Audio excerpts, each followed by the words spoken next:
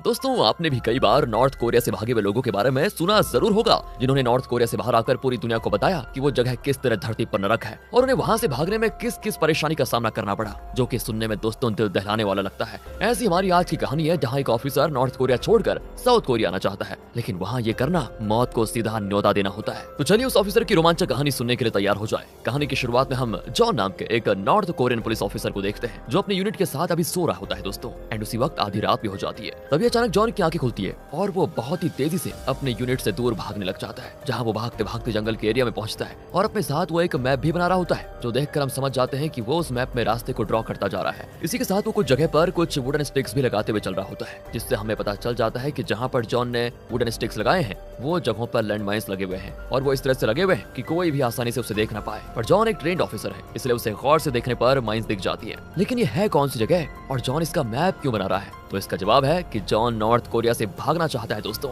हालांकि वो अपने यूनिट का बेस्ट ऑफिसर है, ये बात भी भूलनी नहीं चाहिए किसी को। उसकी नॉर्थ कोरिया में अच्छी जॉब है, लेकिन उसे ये बात पता है कि जो आजादी उसे साउथ कोरिया में मिलेगी ना, वो यहाँ नहीं मिल सकती। इसीलिए बस वो किसी तरह यहाँ से भागना चाहता है। और जिस एरिया में इस वक्त जॉन भाग रहा है और जहाँ पर इसकी फिलहाल पोस्टिंग है, वो डीमिलिटराइज्ड एरिया है, यानी कि वो एरिया जहाँ पर मिलिट्री वाले नहीं है दोस्तों। और इसलिए जॉन के लिए ये बेस्ट जगह है भागने के लिए। लेकिन रुकिए, इसी के साथ इसमें खतरा भी बहुत है, क्योंकि पकड़े जाने पर जॉन सोच भी नहीं सकता कि उसके साथ क्या होगा, उसकी हालत क्या होगी। इसलिए वो पूरी स्ट्रेटेजी और प्लान के साथ यहाँ से भागना चाहता है, क्योंकि यहाँ से दूसरा मौका उसको नहीं मिलेगा भागने का और शायद पकड़े जाने पर सीधे मौत मिल जाए दोस्तों। तभी देखते हैं हम कि बाकी ऑफिसर्स के उठने का समय हो जाता है और जॉन के पास जो वॉच होती है ना, उसका भी टाइमर खत्म होने लग जाता है, जिसका मतलब है कि जॉन ने ये सारी प्लानिंग टाइमिंग के साथ की थी, क्योंकि यहाँ रात में उसको कुछ देर के लिए ऐसा टाइम मिलेगा जब ऑफिसर बॉर्डर के पास नहीं होगा। तो अब सुबह होते ही सभी ऑफिसर्स अपनी नॉर्मल एक्सरसाइजेस वगैरह करने के लिए अपने काम पे लग जाते हैं, जहाँ पर जॉन भी साउथ कोरिया के बॉर्डर को देखकर सोच रहा होता है कि बस कब यहाँ से बाहर निकलो। तभी एक माइन ब्लास्ट होता है और सभी चौकन्ने हो जाते हैं कि कहीं कोई घुसपैठिया तो नहीं आ गया। और जब जॉन वहाँ पर जाकर देखता है तो उन्हें एक सुअर नजर आता है, जो गलती से माइन के ऊपर आ गया था और अब वो मारा जा चुका है। अगले सीन में दोस्तों हम जॉन और उसके दोस्तों को पार्टी करते हुए देखते हैं, जहाँ वो उस पिग को पका रहे होते हैं और जल्दी खाने भी वाले होते हैं। तभी ये पिग वाली बात जॉन के हायर ऑफिसर्स को पता लग जाती है और वो जॉन को बुलाकर डांटते हैं कि तुम्हें पता नहीं है क्या,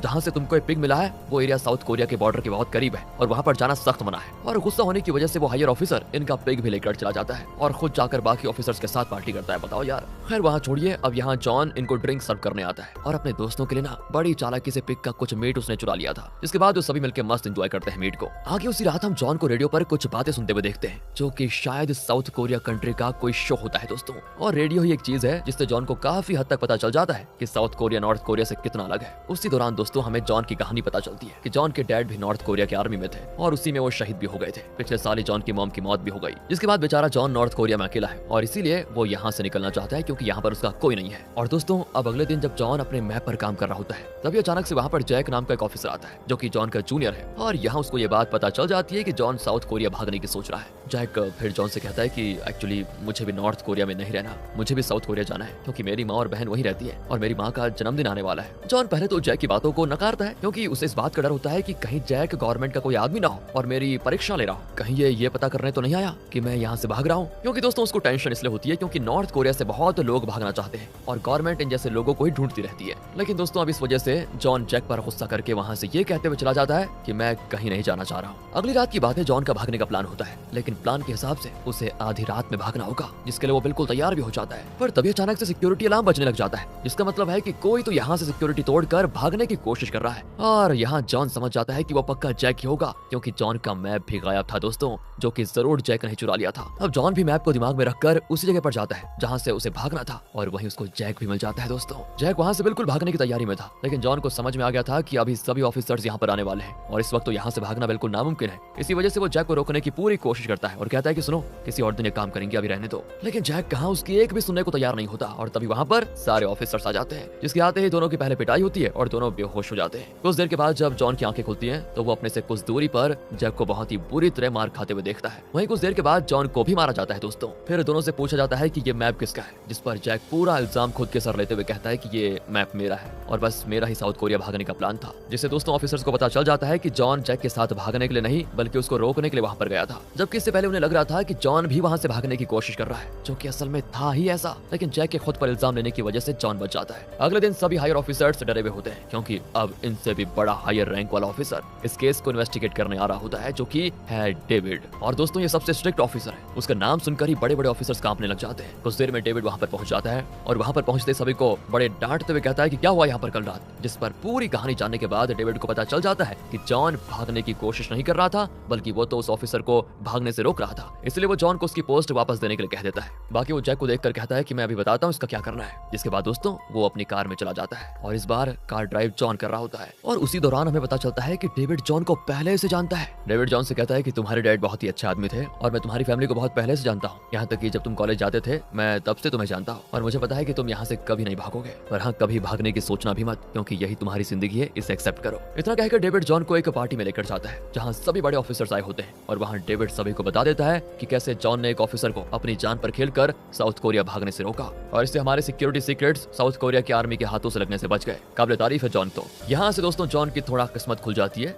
क्योंकि उसको हायर रैंकिंग की पोस्ट दी जाती है। लेकिन इससे जॉन खुश नहीं होता क्योंकि कुछ ही समय में जॉन की सर्विस खत्म होने वाली थी। लेकिन इस हायर पोस्ट की वजह से अब उस पर निगरानी भी ज्यादा रखी जाएगी और वो अपनी सर्विस से बहुत लेट रिटायर होगा। दूसरी ओर हम डेविड के एक दोस्त को पार्टी में देखते हैं जिसे देखकर डेविड खुश नहीं होता दोस्तों, और इससे हम समझ पाते हैं कि दोनों की कुछ बनती नहीं है अच्छे से। लेकिन तब भी डेविड का दोस्त बाकी लोगों के सामने उसे पियानो बजाने के लिए रिक्वेस्ट करता है, जिससे हमें पता चल जाता है कि डेविड एक वक्त पर बहुत अच्छा पियानो बजाता था। इतना अच्छा कि वो यूके जाकर बड़े बड़े पियानो इवेंट्स में पार्टिसिपेट भी करता था और उसके जो स्किल्स थे वो अपने दोस्त से बहुत ही अच्छे थे। पर जब डेविड को सर्विस में आना पड़ा और जब हायर ऑफिसर बना तब से उसने पियानो को छोड़ दिया, जिससे उसने पियानो में जो भी सीखा था वो सब भूलने लगा और अब तो वो उतना अच्छा पियानो नहीं बजा पाता। लेकिन हाँ, उसका दोस्त अभी भी बहुत अच्छा पियानो बजाता है और डेविड की सबके सामने बेइज्जती करने के लिए वो जबरदस्ती सबके सामने उसे पियानो बजाने को कहता है। अब सबके सामने डेविड भी मान जाता है और पियानो बजाने जाता है। वहीं दूसरी ओर हम जॉन को देखते हैं जो अपनी हायर पोस्ट के लिए फॉर्म भर रहा होता है। उसी वक्त दोस्तों उसके दिमाग में ना साउथ कोरिया भागने का प्लान भी चल रहा होता है कि कैसे करूंगा। लेकिन अब उसे जैक को भी अपने साथ लेकर जाना है, जिसके लिए वो चालाकी से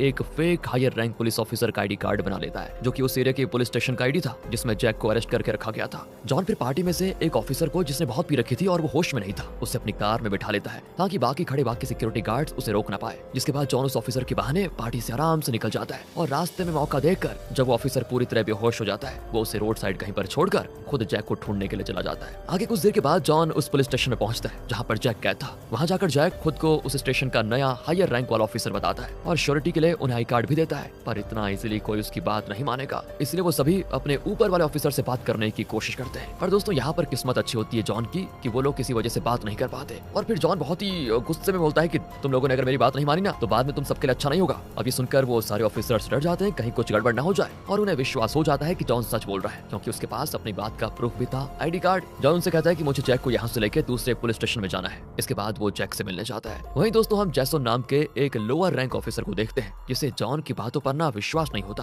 और वो डेविड को कॉल करके इस बारे में बताने की सोचता है। लेकिन उस वक्त डेविड तो पियानो बजा रहा होता है जिस वजह से उसकी बात नहीं हो पाती। तभी उतनी देर में जॉन जैक के पास पहुंचता है और उसे छुड़ा कर लेके जाने लग जाता है। लेकिन अब सिक्योरिटी की वजह से जैसन और एक दूसरा उसी पुलिस स्टेशन का ऑफिसर इनके साथ जा रहा होता है। जैसन को पूरी तरह विश्वास हो ही जाता है कि जॉन झूठ बोल रहा है। उसी वक्त जॉन अपने साथ बैठे ऑफिसर के पॉकेट से गन निकाल लेता है दोस्तों, और अब लगता है लड़ाई शुरू हो गई है। तो जैक भी कूद जाता है मैदान में और जैसन भी, जिस वजह से दोस्तों उनकी कार का एक्सीडेंट हो जाता है और वो ऑफिसर वहीं मारा जाता है। ये सभी कार से बाहर आते हैं कि उससे पहले ही इन पर अनगिनत गोलियों की बौछार हो जाती है जो कि डेविड करवा रहा था दोस्तों, क्योंकि उसको सारी बातें पता चल गई थी और ये बातें उसे तब पता चली जब जैसन ने वॉइस रिकॉर्ड करके ये बताते हुए वॉइस मैसेज भेज दिया था कि ऐसा ऐसा हो गया है, यहाँ पर जॉन आया है, इसको लेके जा रहा है जैक को। हालांकि डेविड को पहले से ही जॉन पर शक था दोस्तों, पर जब अब कंफर्म हो चुका था तो वो बहुत ही ज्यादा गुस्से में आ जाता है और बिना रुके फायरिंग करने को कहता है। तभी अचानक से उन्हें जॉन की लाश सामने दिखाई देती है, जो कि जॉन की एक चाल होती है दोस्तों। उसने अपने चेहरे पर खून लगा दिया होता है जिससे एटलीस्ट वो फायरिंग करना तो बंद कर दे। और ये देखकर जैसे डेविड बाकी ऑफिसर्स के साथ जॉन और जैक की तरफ बढ़ता है, तभी जॉन और जैक वहाँ से भागने लग जाते हैं और आगे जाकर सीधे नदी में कूद जाते हैं, जिससे उस वक्त के लिए तो दोनों बच जाते हैं। आगे जब दोनों की आंखें खुलती है तो दोस्तों इनके सर पर गन पॉइंट किए होते हैं लोग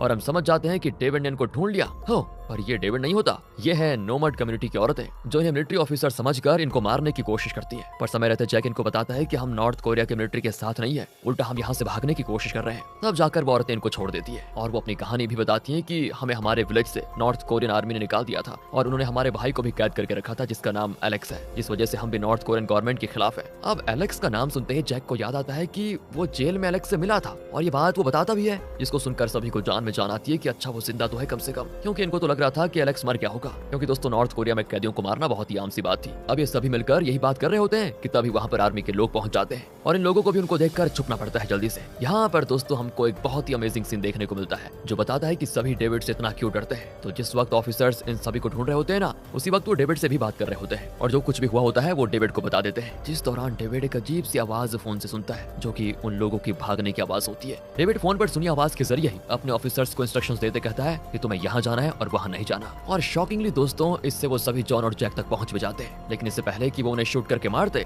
वो औरतें फायरिंग शुरू कर देती हैं और इससे वो ऑफिसर्स डिस्ट्रैक्ट हो जाते हैं। इसका फायदा उठाकर जॉन और जैक वहाँ से तुरंत आगे भागते हैं और सीधे बॉर्डर के पास, जहाँ ये डेविड तो पहले से निशाना लगाकर बैठा हुआ था और वो जैक को देखते उसे शूट कर देता है। जिसके बाद जैक जॉन को एक नेकलेस देता है और कहता है अगर तुम साउथ कोरिया जा पाए ना भाई तो ये मेरी माँ को दे देना। इतना कहते जैक वहीं दम तोड़ देता है, उसकी वहीं पर मौत। जॉन भी बड़ा दुखी होता है और अब उसके अंदर डेविड का कोई डर नहीं था। वो फिर वहाँ से सीधे लैंड माइंस एरिया की तरफ भागता है जहाँ से अब साउथ कोरिया का बॉर्डर काफी करीब है। जॉन फिर मैप को फेंक कर बिना इस डर के कि कहाँ लैंड माइंस है या नहीं, सीधा भागता रहता है बिना अपनी जान की परवाह किए और बिना लैंड माइंस के डर से उस एरिया में भागना शुरू कर देता है, जो कि बता रहा है कि जैक की मौत ने उसके अंदर का सारा डर खत्म कर दिया है। इसके बाद डेविड भी वहाँ भागने की कोशिश करता है दोस्तों, लेकिन एक कदम चलते ही उसका एक ऑफिसर लैंडमाइन पर पांव रखते ही फट जाता है। अब डर की हालत से डेविड को वहीं रुकना पड़ता है। लगभग सुबह हो जाती है। जॉन भी साउथ कोरिया के बॉर्डर के पास आ गया होता है। वहाँ से वो एक टेलीफोन के जरिए साउथ कोरियन आर्मी को मैसेज भेजता है कि मुझे बॉर्डर के पास अंदर आना है और वो टेलीफोन वाला उस समय साउथ और नॉर्थ कोरिया की आर्मी की बात करने के लिए होता है। और कुछ देर के बाद ही डेविड जॉन को पकड़ लेता है और कहता है कि तुम जैसा सोच रहे हो वैसा साउथ कोरिया नहीं है, वो जगह कोई स्वर्ग नहीं है,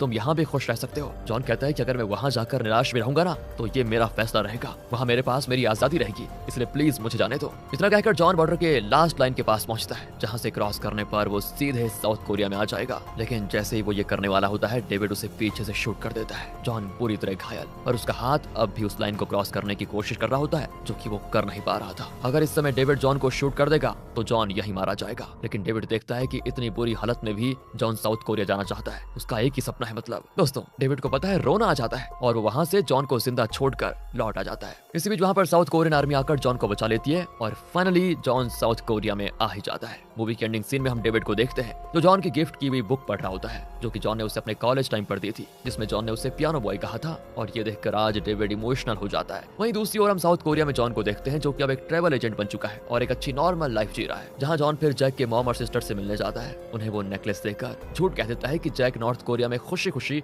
अपनी ऑफिसर की सर्विस पूरी कर रहा है। और दोस्तों समझा जा सकता है कि अगर कोई झूठ किसी को खुशी देना तो वो झूठ बहुत बढ़िया होता है। इसी के साथ ये मूवी यहाँ पर खत्म हो जाती है। बाकी अगर आपको वीडियो अच्छी लगी हो, स्टोरी अच्छी लगी हो, एक्सप्लेनेशन अच्छा लगा हो तो लाइक कीजिए, चैनल को सब्सक्राइब भी। मिलते हैं आपसे अगली वीडियो में, ध्यान रखिएगा अपना। Thanks for watching.